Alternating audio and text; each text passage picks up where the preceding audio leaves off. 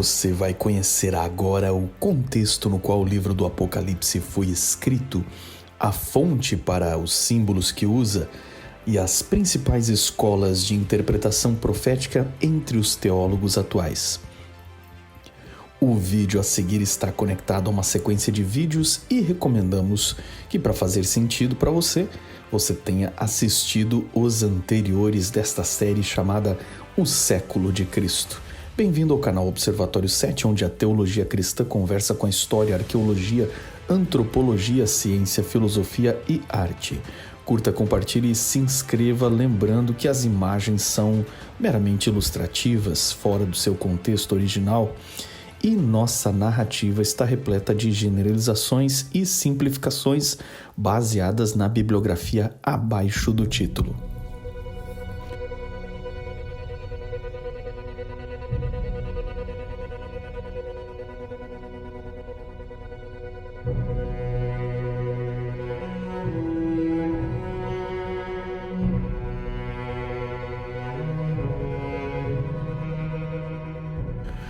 Os escritores cristãos dos primeiros 3 séculos são praticamente unânimes em concordar com a autoria do Apocalipse pelo apóstolo João.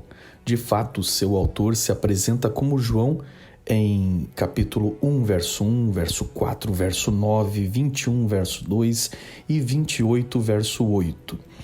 Críticos modernos do texto têm sugerido uma diferença entre os estilos linguísticos de Apocalipse e os demais estilos joaninos, mas a tradição que remonta ao 2º século identifica que João escreveu os evangelhos com auxílio de redatores e secretários. Isso explicaria as diferenças entre ambas as literaturas. Por outro lado, os críticos usam 2 pesos e 2 medidas, pois deixam de lado as semelhanças textuais que existem entre João e Apocalipse. Irineu, que disse ter tido contato com João através de Papias, que foi discípulo do próprio João, junto com o famoso Policarpo de Esmirna, menciona que Apocalipse foi escrito por João no final do reinado de Domiciano, imperador de Roma. Orígenes, Clemente de Alexandria, Vitorino e Eusébio de Cesareia também confirmam este testemunho de que o Apocalipse foi escrito nos anos 90 depois de Cristo. O imperador Domiciano, que já vimos em episódios passados, havia instituído o culto ao imperador e, com a recusa dos cristãos de adorá-lo, lançou uma terrível perseguição, em especial na região da Ásia Menor, onde o idoso apóstolo ainda vivia na cidade de Éfeso. Nesta região havia muitas cidades com comunidades cristãs, entre elas 7 cidades com boa presença da igreja que foram mencionadas no Apocalipse, como destino para suas cartas e seu livro de profecia. Escreva num livro que você vê e envie a estas 7 igrejas: Éfeso, Esmirna, Pérgamo, Tiatira, Sardes, Filadélfia e Laodiceia. Apocalipse 1:11. Embora perseguidos, reunidos em casas, era uma igreja organizada com presbíteros e diáconos, como podemos ver nas cartas de Paulo a algumas destas igrejas. Não era um movimento de crentes sem organização eclesiástica e muito menos desconectados entre si. Conheciam o estilo profético e os símbolos empregados. Ao longo da história, teólogos têm interpretado estas profecias apocalípticas com os seguintes métodos que citarei a seguir. Lembrando que há várias diferenças e subgrupos dentro dessas escolas de interpretação. Método preterista. Ele interpreta que o Apocalipse aconteceu nas perseguições da época dos apóstolos. Para os preteristas, o livro cumpriu seu propósito, reforçando a fé daqueles cristãos. Meu problema com o preterismo é que, neste caso, Jesus teria deixado um silêncio mortal por pelo menos mais de 1.900 anos até chegar em nós, entre o ocorrido e o tempo presente, onde Deus abandonou seu povo sem nenhuma mensagem ou revelação de profecia. Ainda assim, o preterismo é muito usado por boa parte dos católicos romanos e alguns protestantes históricos que tentam evitar que o Apocalipse enquadre a história da igreja dentro das profecias. Muitos destes preteristas adotam um método crítico histórico e para muitos deles a volta de Jesus é mera figura e nunca vai acontecer de fato. O método futurista tende a ver os acontecimentos narrados em Apocalipse todos no futuro. Com o tempo, este método se uniu à teologia do dispensacionalismo, que é a forma de entender os atos salvadores de Deus em diferentes dispensações ao longo da história, onde Deus salvou e testou a humanidade de formas diferentes. Eles separam Israel da igreja, sendo a igreja um tipo de plano alternativo para a falha de Israel, até que a igreja seja arrebatada secretamente e o povo judeu, de volta à sua terra, reconstruirá o templo e será atacado pelo anticristo. Futuristas e dispensacionalistas têm inúmeras divisões entre eles. O problema do futurismo é que ele remove todo o conteúdo histórico do livro de Apocalipse. E o início do livro fala às igrejas daquela época sobre as coisas que o livro diz que em breve deveriam acontecer. Embora este seja um dos métodos mais populares de interpretação, em especial entre os evangélicos, eu também rejeito esse método. Método idealista e método alegórico. Para esta linha, tudo é simbólico e nada histórico. Também rejeito o idealismo e o alegorismo porque acho ele muito vago, líquido e um tipo de vale-tudo sem muita base bíblica. Ele está muito relacionado à filosofia grega, especulações que cada um pode dar ao texto o significado que quiser. Em geral, estas propostas são desconstrutivas, humanistas e descartam a intenção do profeta e do Espírito Santo. Este canal é adepto de outra escola escatológica diferente de todas estas que eu citei, e vou apresentá-la agora. Na Bíblia existem dois tipos de profecia. A profecia que chamamos de clássica, que são profecias para o antigo Israel, e as profecias que chamamos de apocalípticas ou escatológicas, porque escatologia é o estudo teológico que estuda os últimos acontecimentos da história. Quanto à profecia apocalíptica, existe um padrão que podemos notar no livro de Daniel, onde, por exemplo, o capítulo 2 tem uma sequência de reinos que é descrita e depois, sobre outros símbolos, no capítulo 7, a mesma sequência dos mesmos reinos é novamente descrita, mas acrescentando alguns detalhes. Ambas profecias iniciam na época do profeta e culminam com o juízo de Deus e o final dos tempos. Este mesmo padrão de começar na época do profeta, ir dando detalhes ao longo de toda a história e terminar no juízo, está nas profecias do Apocalipse de João, onde temos uma sequência de repetir os mesmos temas e, a seguir nos próximos capítulos, acrescentar um pouco mais de informação num crescente até o clímax da batalha final. Apocalipse inicia com 7 igrejas, depois repete o período com 7 selos, depois repete novamente com 7 trombetas e culmina na luta final e julgamento da grande Babilônia. Se tomamos este padrão da profecia apocalíptica de descrever dos dias do profeta até a volta de Jesus, como acontece no livro de Daniel, então as 7 igrejas representam 7 períodos proféticos desde os apóstolos até a volta de Jesus. E os mesmos períodos são repetidos com acréscimos de informações nos 7 selos, nas 7 trombetas, até que chegamos no clímax entre Apocalipse 12 e 19 com as batalhas finais. Eu prefiro, como intérprete profético, seguir estes padrões que encontramos na própria Bíblia e deixar que a Bíblia seja a própria intérprete de si mesma. E desta forma, o método que utilizo aqui no canal e que sou adepto na teologia é o método historicista. O método historicista ou histórico discorda do idealista, pois vê no Apocalipse a descrição de acontecimentos reais. Ou Jesus não teria dito que estavam revelado coisas que em breve aconteceriam.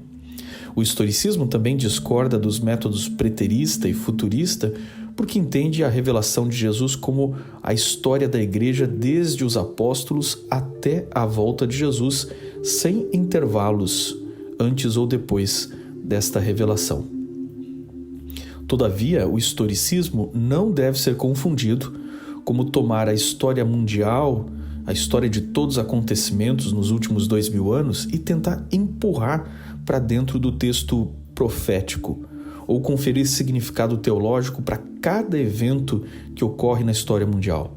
A profecia se foca especificamente no drama da igreja e naquilo que importa para a pregação do evangelho, ficando de fora inúmeros episódios historicamente importantes para a humanidade do ponto de vista secular. Entretanto, o conhecimento da história é fundamental para um teólogo historicista, pois a história testa implacavelmente as interpretações que tal teólogo possa fazer. Não à toa, teólogos historicistas tendem a ser apaixonados por história. E aí você vai entender por que meu canal tem tanto gosto pela história, por que misturamos Bíblia e história aqui nesse canal. O historicismo também formou vários arqueólogos bíblicos. Como tenho duas formações de teólogo e professor de história, o historicismo me parece a mais coerente escola escatológica. Até o momento que fiz este vídeo, eu não tenho uma série sobre profecias, mas vou recomendar o canal Evidências Novo Tempo e a série sobre Daniel e Apocalipse que eles têm lá naquele canal. Link nas descrições, onde Dr. Rodrigo Silva, que é arqueólogo, filósofo e teólogo, apresenta as profecias sob a ótica do historicismo. Antes que você diga que esse método é coisa específica da denominação religiosa que eu sigo ou da denominação do Dr. Rodrigo, quero alertar que, embora o historicismo não seja hoje o método mais popular entre os teólogos atuais, aliás, talvez seja até o menos popular, no passado foi muito diferente e não foi a denominação religiosa que eu frequento ou a do Dr. Rodrigo que inventou esse método. O historicismo pode ser reconhecido nos escritos dos pais da igreja como Irineu, Hipólito, Atanásio de Alexandria e até Jerônimo.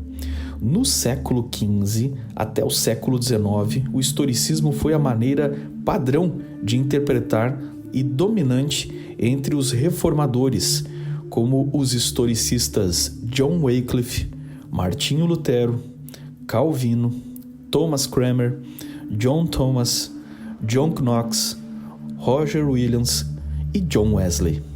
Até mesmo o cientista Isaac Newton tentou calcular os períodos proféticos de Daniel à semelhança do movimento de William Miller, que fez isso em meados de 1840.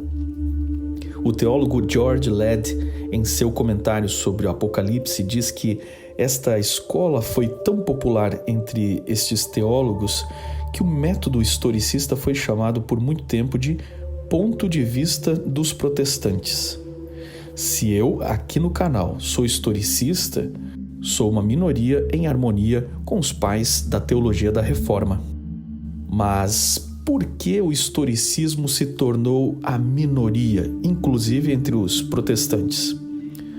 Hoje, um tanto esquecido e desconhecido, o historicismo é um método polêmico porque, ao avaliar o papel histórico da igreja, ora uma igreja leal, ora ao longo da história uma igreja corrupta, coloca o dedo na ferida de muitas denominações modernas e, com isso, obviamente, seus líderes baniram este método dos seminários de teologia, tanto das academias católicas quanto das protestantes. Poucos sabem, mas o preterismo e futurismo foram escolas teológicas surgidas entre os jesuítas, na Contra-Reforma para combater a interpretação historicista abraçada pelos pais da Reforma. Luís de Alcázar está entre os primeiros preteristas e era um jesuíta. Também jesuíta Francisco Ribeira, um dos primeiros futuristas. Estas ideias foram infiltradas na teologia protestante para livrar Roma das acusações que aqueles faziam sobre a apostasia da igreja. E com o tempo, até o século XIX, em especial o futurismo, acabou dominando o pensamento evangélico. O livro de Apocalipse é a resposta bíblica para todos os tipos de críticos da igreja e do cristianismo. Apocalipse não apenas critica com legitimidade as igrejas, como anuncia juízo sobre elas. Basta você ler por você mesmo capítulo 2 e 3 para perceber isso. Apostasia, perseguições, corrupção e clamor para que se arrependam. O historicismo não passa pano para o cristianismo, colocando as igrejas na lente do juízo de Deus, como os profetas faziam no Antigo Testamento com Israel. O historicismo também aponta o triunfo dos mártires, o heroísmo de mensageiros que se mantiveram firmes. No final, o historicismo aponta a vitória de uma igreja pura que existiu invisível como um remanescente leal aos princípios do Evangelho. O historicismo sabe muito sobre a história e com isso propõe modelos possíveis para um futuro. Todavia admite que tais modelos precisam ser testados pela própria história. O historicismo não é um método de brincar de adivinhar o futuro. Ele apenas presume o quadro final à luz do que já aconteceu nos padrões apresentados na história passada, mas mantém-se aberto para coisas ainda não entendidas que estão por acontecer. Como teólogo e historiador, o Deus que eu acredito não ficou desatento nos últimos 2000 anos. Creio que ele exerceu juízos descritos no livro de Apocalipse que apresentam os últimos 2000 anos de história em prol do Evangelho. Como diz a Bíblia, certamente o Senhor soberano não faz coisa alguma sem revelar o seu plano aos seus servos, os profetas. Amós 3:7. Portanto, se Deus não abandonou a história nos últimos 2000 anos, o preterismo e o futurismo são insuficientes para entender o Apocalipse. O historicismo convida o intérprete a ver um plano maior, um plano cósmico, milenar, dos apóstolos até a volta de Jesus, e não apenas uma olhada só para o passado ou uma olhada só para o futuro. O objetivo da profecia é muito mais do que prever o futuro. Jesus ensinou que a profecia era dada para ser entendida depois que ela acontecesse, num olhar histórico para a profecia, para edificar a fé dos crentes. Veja o que disse Jesus: estou lhes dizendo antes que aconteça, a fim de que, quando acontecer, vocês creiam que eu sou. João 13:19. Nada poderia ser mais historicista do que este verso. Agora darei um rápido vislumbre de como o historicismo compreende o Apocalipse. O livro do Apocalipse está carregado de arte em forma de prosa, hinos e poesias, com figuras de linguagem que ilustram realidades muito maiores do que seus impressionantes símbolos, que têm como ponto de partida o que os apóstolos chamavam de Escritura. E o que era Escritura para eles? Era o Antigo Testamento, ao qual eles já dispunham. Por isso, a primeira forma de entender o Apocalipse é conhecer o Antigo Testamento, pois uma vez que os autores da Bíblia escrevem sob a autoria do Espírito Santo, a Bíblia toda é a chave para o Apocalipse ser decifrado. Em outras palavras, ao nos depararmos com um símbolo, temos que voltar desde o Antigo Testamento e ver o que a Bíblia ensina sobre aquele símbolo desde o seu início. Símbolos como cavalos, selos, mulher, meretriz, bestas e chifres são amplamente conhecidos no Antigo Testamento. Assim, a chave de interpretação da Bíblia é a própria Bíblia, usando o método de comparação de textos. Como se tem dito, em Apocalipse se encontram e se cumprem todos os livros da Bíblia. Teólogos já encontraram mais de 500 alusões e citações no Apocalipse sobre 28 dos 39 livros do Antigo Testamento. A maior parte dos símbolos bíblicos reaproveitados em Apocalipse vem dos livros de Ezequiel, Daniel, Isaías e Jeremias. Em especial, o leitor de Apocalipse precisa compreender os rituais do templo dos hebreus. Aqui no canal temos 2 vídeos sobre estes rituais e seus significados. Vale muito a pena você assistir para entender como funcionava a religião dos hebreus. Ela era a sombra que agora encontra cumprimento no livro de Apocalipse. Os móveis do santuário dos hebreus, como os castiçais com 7 lâmpadas, altar de incenso, incensários e a Arca da Aliança, são descritos no livro de Apocalipse, onde João é convidado a seguir Jesus, que apresenta os acontecimentos do mundo e seu ministério ilustrado pelos símbolos e rituais do antigo santuário. Aliás, Apocalipse 11 menciona o seguinte: então foi aberto o santuário de Deus no céu, e ali foi vista a Arca da Aliança. Houve relâmpagos, vozes, trovões, um terremoto e um grande temporal de granizo. Apocalipse 11, 19. Este é um texto fundamental que mostra que as realidades espirituais encenadas no santuário terrestre já não mais existiam quando Apocalipse foi escrito, mas aquilo tudo era figura e sombra de realidades muito maiores que, como diz o texto, estavam ocorrendo no santuário celestial, onde o livro de Hebreus diz que Cristo entrou depois de ascender ao céu como nosso sumo sacerdote.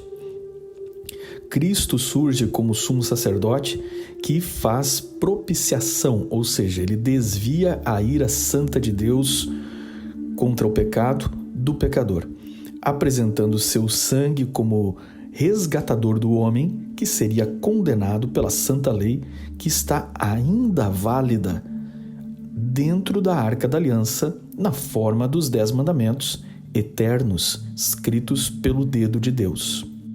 Apocalipse apresenta a batalha entre Cristo e Satanás, que chamamos de grande conflito. Essa batalha é pela adoração provida pela humanidade. E o inimigo usa instrumentos que as figuras de Apocalipse comparam a personagens do Antigo Testamento como Balaão e Jezabel, que seduziram o povo de Deus e os levaram à idolatria, sincretismo religioso entre monoteístas e politeístas. Pastoreados por João, tinham um dia semanal de repouso definido e conhecido como Dia do Senhor. Não era qualquer dia, tanto que João identificou ele como Dia do Senhor. O argumento de que nenhum dia deve ser especial ou que todo dia é Dia do Senhor termina nesse pequeno verso de Apocalipse 1, verso 10. Está mais do que claro de que cristãos tinham um dia de guarda, conforme o 4º mandamento dos 10 mandamentos. Apresentamos provas históricas no episódio passado de que no final do 1º século, cristãos sem autorização bíblica estavam mudando o sábado para o domingo. E em nenhum lugar da Bíblia consta tal ordem apostólica para essa mudança. Então, qual seria o dia do Senhor citado no Apocalipse? Obviamente, o dia do Senhor é o único dia que Jesus disse que Ele era Senhor deste dia. E que dia Jesus disse ser o Senhor? Mateus 18, 8. Pois o Filho do Homem é Senhor do sábado.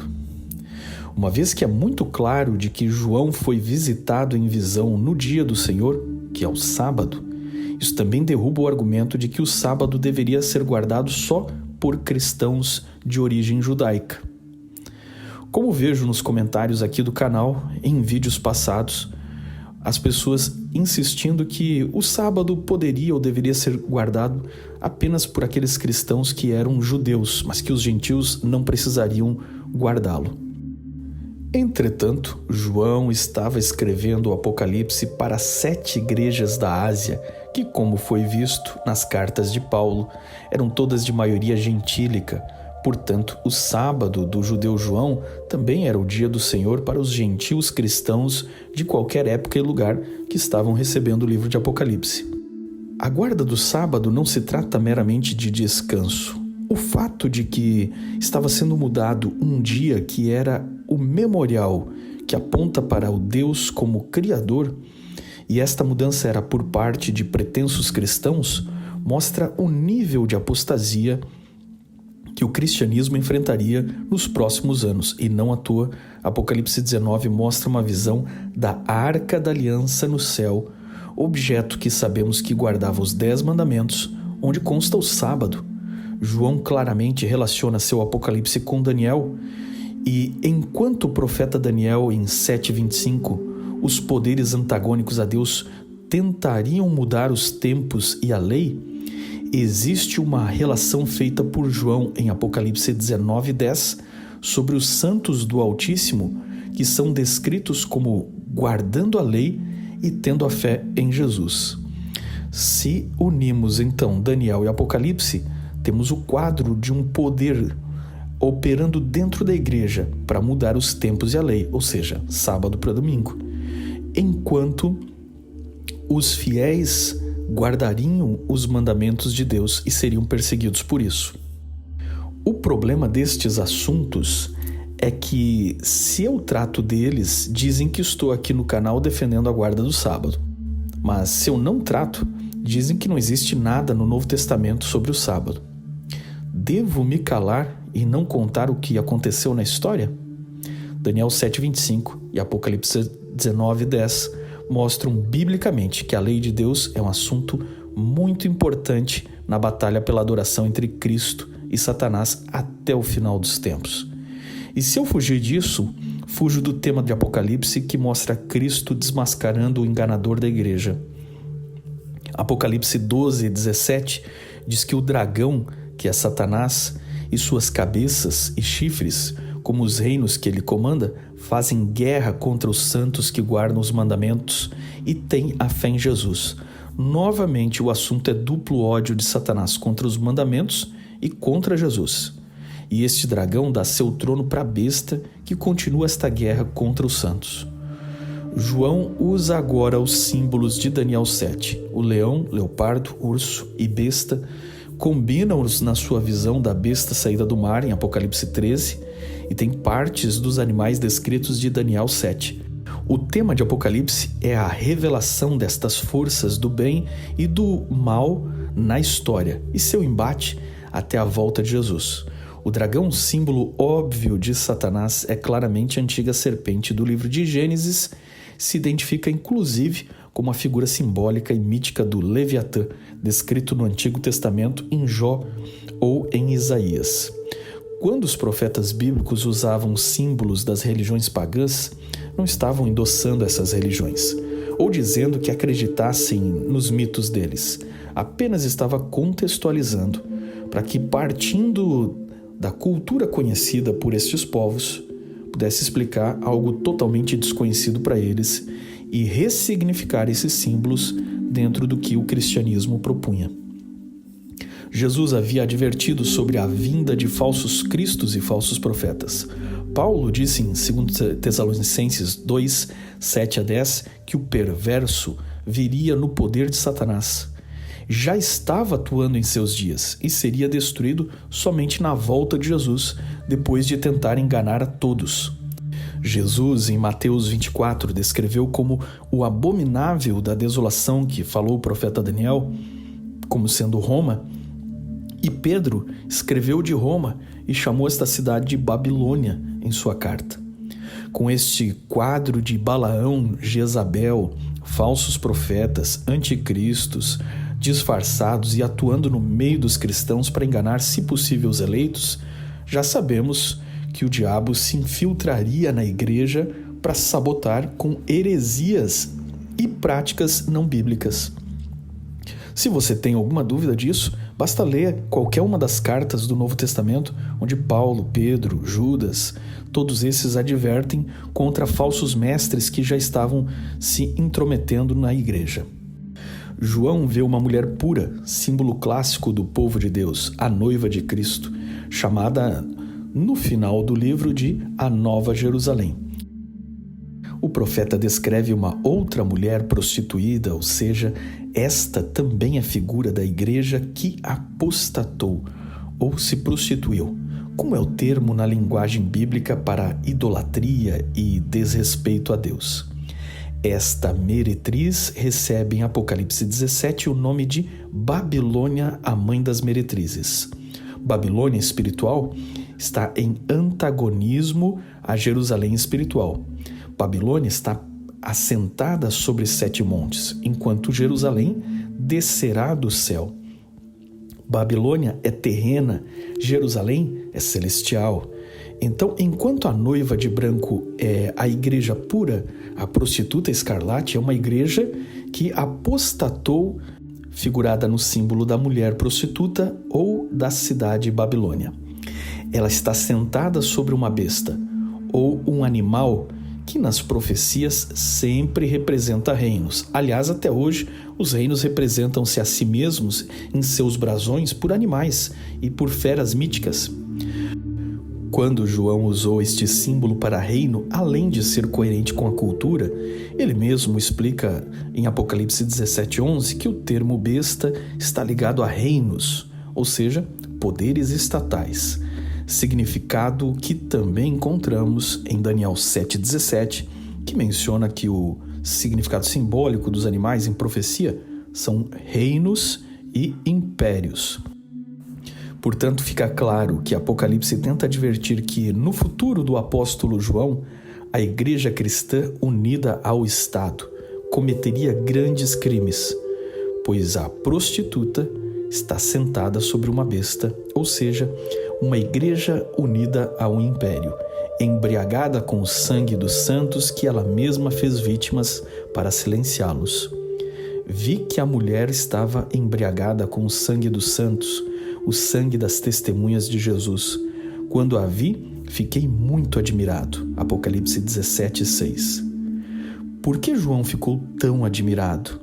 Porque João, a última testemunha ocular de Jesus, estava sendo perseguido pelo império, que inclusive Jesus descreveu como o abominável da desolação, do qual falou o profeta Daniel, ou seja, era uma besta. Mas agora João estava preso por este império. E vendo que no futuro a própria igreja seria seduzida e prostituída se uniria a esta besta, ao ponto de dominar o império e cavalgar sobre ele, montando sobre ele e perseguindo os santos, João ficou realmente muito admirado. Depois disso, vi outro anjo que descia do céu. Tinha grande autoridade, a terra foi iluminada por seu esplendor. E ele bradou com voz poderosa: caiu, caiu a grande Babilônia. Ela se tornou habitação de demônios e antro de todo espírito imundo, antro de toda ave impura e detestável, pois todas as nações beberam do vinho da fúria da sua prostituição. Os reis da terra se prostituíram com ela. À custa do seu luxo excessivo, os negociantes da terra se enriqueceram. Então ouviu outra voz do céu que dizia: saiam dela, vocês, povo meu, para que vocês não participem dos seus pecados, para que as pragas que vão cair sobre ela não os atinjam. Pois os pecados da Babilônia acumularam-se até o céu, e Deus se lembrou dos seus crimes. Apocalipse 18, 1-5. João estava usando a mesma figura do juízo sobre o Egito. Quando Israel selou os umbrais, os egípcios foram feridos por pragas para aliviarem sua opressão sobre os filhos de Deus, até serem milagrosamente libertos, atravessando o mar no dia seguinte. Assim como Israel foi libertado, Jesus retornará e intervirá na história e abrindo os céus para levar o seu povo. Não à toa, João diz que Apocalipse 15, que os salvos vencedores da besta cantam o cântico de Moisés, pois sua experiência de arrebatamento é um salvamento milagroso e cheio de graça, como a passagem do Mar Vermelho, livrando seu povo num momento de maior angústia. No final de tudo, depois de tudo cumprido, Depois do juízo, novo céu e nova terra constroem um mundo sem pecado, onde o homem e a natureza são restaurados.